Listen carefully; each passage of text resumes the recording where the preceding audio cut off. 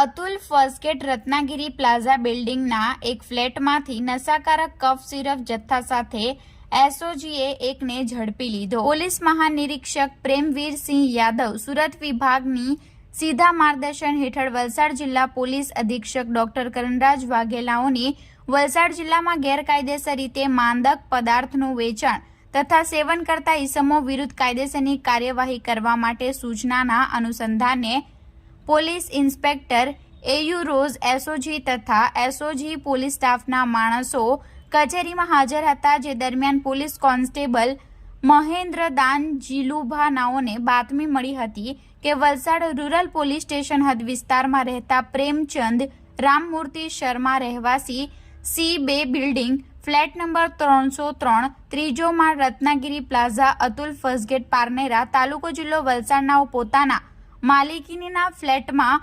ગેરકાયદેસર રીતે નશાકારક કફ સિરપ કોન્ડેન રાખી છૂટક વેચાણ કરે છે।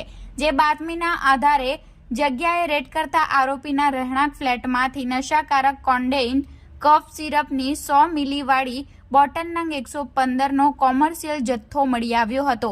જેના વિરુદ્ધમાં NDPS એક્ટ 1985ની કલમ મુજબ વલસાડ રૂરલ પોલીસ મથકે ફરિયાદ દાખલ કરી આગળની કાર્યવાહી હાથ ધરી હતી। તેમજ રૂપિયા 26,837નો મુદ્દામાલ પણ કબજે કરવામાં આવ્યો છે।